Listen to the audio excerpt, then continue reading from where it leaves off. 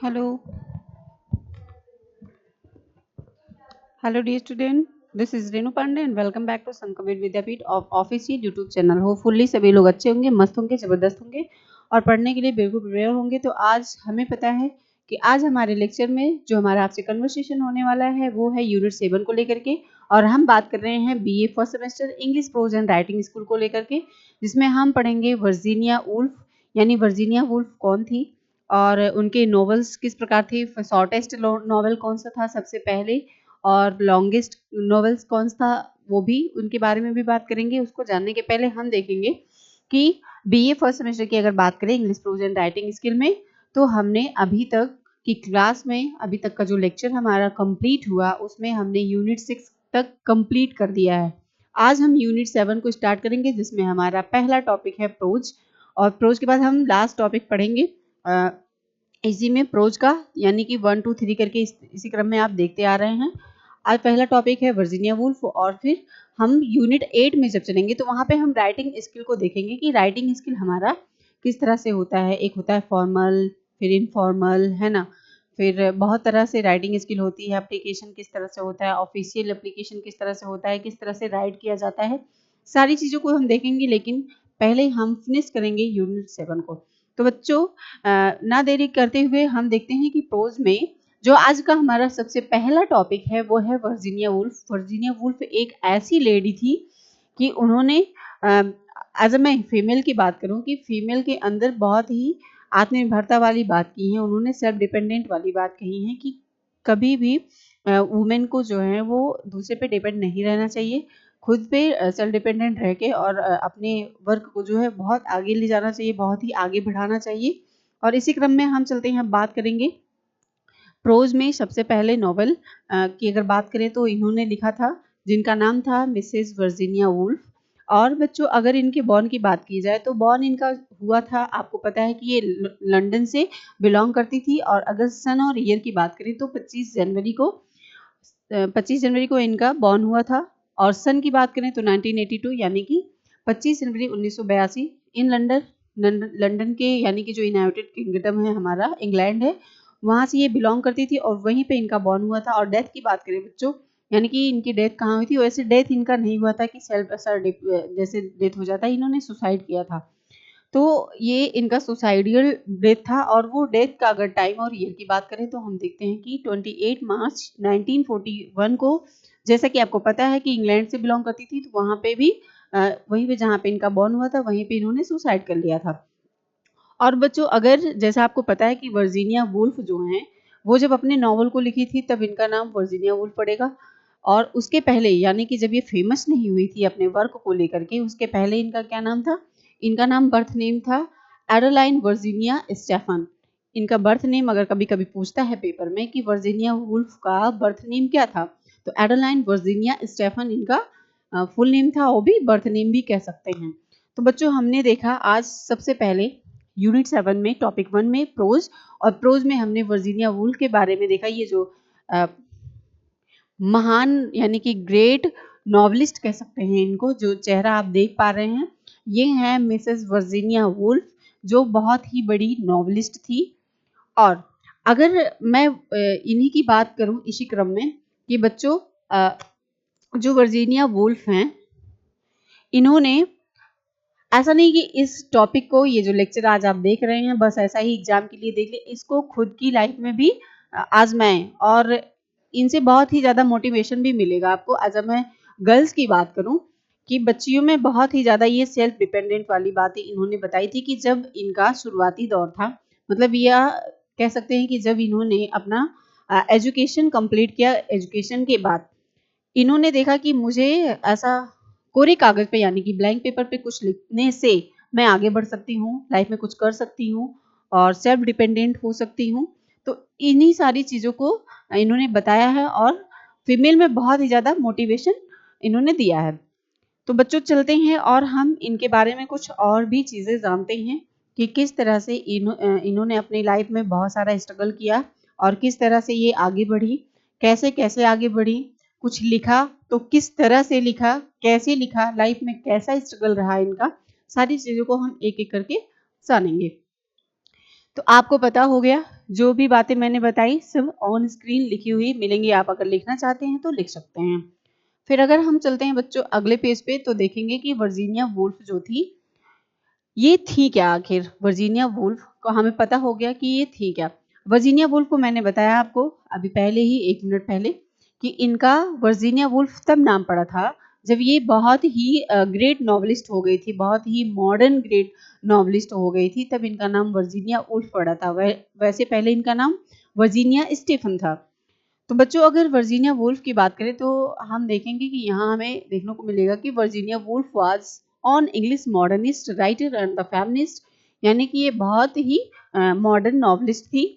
बहुत ही ज़्यादा इन्होंने अपनी लाइफ में नॉन लाइनर जो नॉवेल्स होते हैं उसमें भी इन्होंने अप्रोच किया, अपने स्टीम को आगे बढ़ाया, अपनी राइटिंग स्किल को बहुत ज़्यादा बढ़ावा दिया। इसी तरीके से और देखेंगे तो ये जो आपको पेज दिख रहा है इस पेज की बातें अभी हम आपसे डिस्कस करने वाले हैं कि किस तरीके से इन्होंने अपनी लाइफ में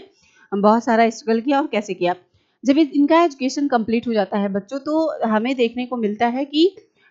ये एक ऐसा कह सकते हैं कि एक कस्बे में एक टाउन में रहती थी और उस टाउन में रहने वाली तो इंग्लैंड की थी लेकिन वहाँ भी एक कस्बा था, यूनाइटेड किंगडम में एक ऐसा टाउन था जहाँ पे ये रहती थी अपने एजुकेशन के बाद। तो वहाँ पे इन्होंने देखा कि एक ऐसे पड़ा हुआ मतलब ब्लैंक पेपर था और ब्लैंक पेपर में इन्होंने ऐसा कुछ पेन से लिखा और जब लिखा तो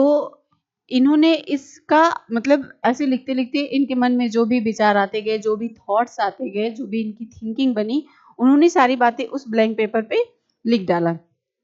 कुछ समय बच्चों बीतता गया और पता चला कि इनकी एक दोस्त थी और जो इनकी बहुत ज़्यादा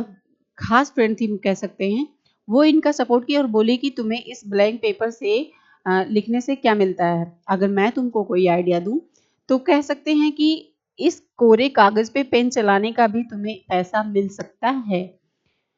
फिर ये क्या करती हैं कि अपने मतलब विचारों को उस कोरे कागज़ पे व्यक्त करती हैं और कोरे कागज़ पे व्यक्त करने के बाद उन अपने फ्रेंड की मदद से इन्होंने क्या किया, जैसे कुछ लिखा, फिर इनके फ्रेंड ने क्या किया कि उसको मतलब मार्केटिंग की, उसको पब्लिश करवाया और एक छोटा-सा बुक बनवाया। अब उस बुक को अगर हम देखेंगे कि इनका जो सबसे शॉर्टेस्ट नॉवेल था, वो कौन-सा था? चलिए देखते हैं, फिर कहानी को हम आगे देखते रहेंगे।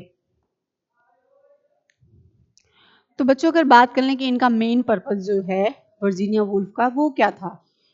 इनको नॉवेल लिखने का ऐसा क्या शौक चढ़ गया था और इनके नॉवेल लिखने में इनका मेन पर्पस क्या था जो है वर्जीनिया वुल्फ का? तो देखेंगे कि primary through the explanation of the gender roles of the challenges faced by women writer and her call for the intellectual and the financial independence for women, यानी कि इन्होंने अपने नॉवल में ये बताया कि हमारे जो सोसाइटी में है, हमारा जैसा समाज है, वो लड़की और लड़कों में भेद करता ही रहता है, लेकिन एज अ जेंडर को लेकर के लड़कियों को कभी कमजोर नहीं समझना चाहिए। और इन्होंने इसी नॉवल में ये भी बताया कि लड़कियों को हम एज अ हाउसमेड या होममेड भी कह सकते हैं, हाउसवाइफ या होममेड बनाकर हमेशा हमारा माइंड में ऐसा सेट रहता है कि लड़कियां पढ़ करके आगे क्या करेंगी और इनको करना घर का काम ही है। लेकिन इन्होंने औरतों को या फीमेल को बहुत ही ज़्यादा बढ़ाया, मनोबल दिया और उनकी थॉट्स में बहुत ज़्यादा इस नॉवल को पढ़ने के बाद औरतों में या फीमेल्स जो हैं उनमें काफ़ी बदलाव आया। तो इन्होंने अपने नॉवल में ज़्यादातर यही बताया है कि नॉवल को मतलब जिस भी तरह से डिज़ाइन किया गया, जो भी बातें उसमें इंक्लूड की गई, उसमें फीमेल के लिए ही है कि फीमेल को हमेशा सेल्फ डिपेंडेंट ही रहना चाहिए और अपने लिए, अपने फ्यूचर के लिए, खुद के लिए कुछ ना कुछ लाइफ में करते रहना चाहिए। और देखेंगे बच्चों कि इनका शॉर्टेस्ट नॉवेल क्या था। तो इसी क्रम में हम बढ़ेंगे आगे और देखते हैं कि जो वर्जीनिया वुल्फ हैं वो किस लिए फेमस थी। तो वर्जीनिया वुल्फ जो है वो फेमस थी कि मोस्ट नोन फॉर मतलब यानी उनकी जो राइटिंग थी, he was the public writer and the public figure, यानी पब्लिक में या समाज में उन्होंने कैसे महारत हासिल किया और किस तरीके से वो गई बाहर देश में, बाहरी देश की अगर बात किया जाए कि मतलब जो आउट ऑफ कंट्री वो गई थी इसी नॉवल को लेकर के। वो कौन सा सेंचुरी था, तो सेंचुरी की बात करते हैं तो वहाँ में मिलता है कि 19th सेंचुरी था और उसी सेंचुरी में ये गई थी। फिर देखेंगे कि ही मोस्ट फॉर, यानी कि उनके जो मोस्ट फेमस वर्क थे include Mrs Dolly and the room of the ones, यानी कि इनका जो फेमस नॉवेल था, फेमस नॉवेल की बात करें अगर बच्चों तो देखते हैं फेमस नॉवेल में अगर हम देखेंगे तो ए रूम ऑफ वंस ओन, यानी कि अपने खुद के कमरे में खुद का नॉवेल कैसे डिजाइन किया, उसमें अपने वर्डों को कैसे इंक्लूड किया, किस तरीके से किया, ये सारी बातें हुई थी। और कौन सी शताब्दी में हुई थी, कौन सी सदी में हुई थी, तो 19th सेंचुरी में ये सारी बातें हुई थी। और ऐसा माना जाता है कि 19th सेंचुरी जो है वो उस समय की ऐसी बातें हैं जिसमें इनको क्या है कि पब्लिक का बहुत ज़्यादा सपोर्ट मिला था और पब्लिक में ये काफ़ी ज़्यादा फेमस भी हो गई थी। और बच्चों इसी क्रम में अगर हम देखते हैं तो हम देखेंगे कि इनका हमने बताया कि जो सबसे पहले इनका शॉर्टेस्ट नॉवल था, यानी कि अपने विचारों को इन्होंने व्यक्त किया था, वो क्या चीज़ें थी तो देख लेते हैं उसको भी हम। तो शॉर्टेस्ट नॉवेल की अगर बात करें बच्चों तो देखने को मिलेगा कि शॉर्टेस्ट नॉवेल में यानी कि वर्जीनिया वुल्फ का जो बुक है, शॉर्टेस्ट नॉवेल का जो वर्जीनिया वुल्फ का बुक है वो है कुछ इस तरह से, जिसको अभी हम देखेंगे कि बिटवीन द एक्ट्स, यानी कि ये जो इनका शॉर्टेस्ट नॉवेल बुक है उस बुक का नाम है बिटवीन द एक्ट्स, जो 176 पेजेस का है। ये शॉर्टेस्ट वर्जीनिया वुल्फ का बुक है। कभी कभी ऐसा पूछता है कि वर्जीनिया वुल्फ जो है, यानी कि जिनका नाम पहले स्टीफन था अब हो गया है वर्जीनिया वुल्फ, उनका शॉर्टेस्ट अगर बुक की बात की जाए तो उसमें पूछा जाता है कि शॉर्टेस्ट बुक में 176 पेजेस आते हैं और उस बुक का नाम क्या रहता है, तो आप बताएंगे कि बिटवीन द एक्ट्स। अब बिटवीन एक्ट्स की बात अगर हम करते हैं तो Woolf final novel on the shortest the not widely road it concern of the play given of the English country and just before WWII, यानी कि अगर कहें इसी क्रम में हम तो मार्च का ऐसा महीना था, यानी कि 27 मार्च सन 1941 में इन्होंने क्या किया था कि अपने जो लेटर राइटिंग थी, जो इनका नॉवेल लिखा हुआ था उसको इन्होंने पब्लिश करवाया। ऐसा कभी कभी पूछा जाता है, कभी नहीं, मतलब हर एग्जाम में आपके BA अगर इंग्लिश लिटरेचर की बात चल रही है तो उसमें देखने को ही मिलता है कि जो वर्जीनिया वुल्फ हैं उनका सबसे पहला बुक कौन से ईयर में पब्लिश किया गया था, कौन सा मंथ था और कौन सा तारीख था। तो आप इसको नोट कर लेंगे कि ये जो ऑन मार्च यानी 27 मार्च और 1941 का मंथ था, उसी सन में यानी कि उसी डेट में इन्होंने अपने बुक को पब्लिश करवाया था। और किसके द्वारा करवाया था तो उसका भी नाम हम देख लेंगे कि जॉन लेमन एक व्यक्ति थे जिन्होंने इनका सपोर्ट किया था, इनकी बुक को, इनके नॉवेल को पब्लिश करने में। और अगर इसी क्रम में और बात करते हैं तो देखने को मिलेगा कि अगला जो आपका टॉपिक है टॉपिक 2, यानी कि नेहरू का नाम आप सभी लोगों ने सुना होगा कि जो पंडित जवाहरलाल नेहरू यानी कि PT जवाहरलाल नेहरू थे, उनका एक प्रोज है भारत माता जो हम अगले लेक्चर में पढ़ेंगे। लेकिन अगले लेक्चर को देखने के पहले एक बार आप फिर से चलेंगे यूनिट 7 में ही वर्जीनिया वुल्फ के कैरेक्टर में देखेंगे कि वर्जीनिया वुल्फ जो थी ये एक टाउन में रहती थी, मैंने बताया था, और यहीं पे अपनी कहानी को स्किप कर दिया था। और स्किप करने के बाद फिर आते हैं हम इसी टर्न पे और देखते हैं कि ये एक टाउन में रहती है, वहां पे देखते हैं कि एक गाय रहती है और गाय का एक छोटा सा बछड़ा रहता है। और उस बछड़े को जब ये देखती हैं तो वो मतलब एक्टिविटी करता है। एक्टिविटी कैसा करता है कि उसे भूख लगती है तो वो दूध के लिए एक्टिविटी करता है, जैसा कि बच्चा अपनी माँ के साथ करता है। उसी तरीके से तो इन्होंने जब अपने ब्लैंक पेपर को देखा था उस पे कुछ बातें लिखी, इन्होंने कुछ बातें लिखी। जब कुछ बातों को इन्होंने लिखा तो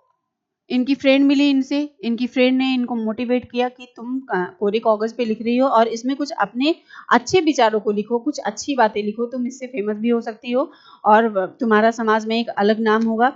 और बात बच्चों यहाँ पे आती है, जब ये इन्होंने कोरे कागज पे लिखना शुरू किया, अपने थॉट्स को, अपने विचारों को यहाँ पे लिखना शुरू किया, तो इनकी जो फ्रेंड थी वो इनका बहुत ज़्यादा सपोर्ट की थी और सपोर्ट की वजह से ये फेमस हो गई। जब सबसे पहले इनकी जो सैलरी आई थी नॉवेल के लिए, शॉर्टेस्ट नॉवेल जो मैंने आपको पहले बताया, उससे क्या हुआ कि इन्होंने एक मतलब बिल्ली का जो है छोटा सा बच्चा खरीदा, बिल्ली का बच्चा खरीदा। तो फिर भी इनकी ज़रूरतें क्या है, इनकी नीड जो है वो ख़त्म नहीं हुई। इनको लगा कि मुझे और पैसे कमाने चाहिए या मुझे और पैसों की ज़रूरत है। तो फिर इनकी दोस्त जब इनसे मिलने आती है कुछ टाइम के बाद, यानी कुछ समय बीत जाता है, तो वो डिमांड करती है, यानी कि डिमांड ऐसा करती है कि मतलब मुझे कुछ पैसों की नीड है वर्जीनिया, तुम क्या मेरी हेल्प कर सकती हो? तो बोलती है कि जो भी मैंने अभी तक नॉवेल लिखा है उसके जो पैसे मुझे मिले हैं उससे मैंने एक छोटा सा बिल्ली का बच्चा खरीदा है, और उसके मतलब बहुत सारे होता है ना कि कोई भी पेट अगर आप घर में रख रहे हैं तो उसकी पूरी केयरमेंट आपकी रिस्पॉन्सिबिलिटी होती है। फिर वो ऐसा बताती है कि उसकी फ्रेंड की तुम अभी थोड़े नॉवल लिखे हो, मैंने एक नॉवल में तुम इतने सारे पैसे कमाई हो और उससे सबसे पहले तुमने कुछ भी नहीं किया अपनी लाइफ में, केवल बिल्ली का बच्चा खरीदा है। तो फिर वर्जीनिया के मन में ऐसा आता है कि मैं खुद के लिए कुछ ऐसा करूंगी कि मेरा समाज में एक नाम हो, फिर समाज से स्टेट में नाम हो, स्टेट से पूरे कंट्री में नाम हो। इस तरह से इन्होंने बहुत सारे नॉवेल्स लिखे हैं और इनको भारत का नॉवेलिस्ट भी कहा जाता है बच्चों। तो फिर आज का लेक्चर हमारा इसी क्लास में समाप्त होता है, यानी कि यूनिट 7 का जो हमारा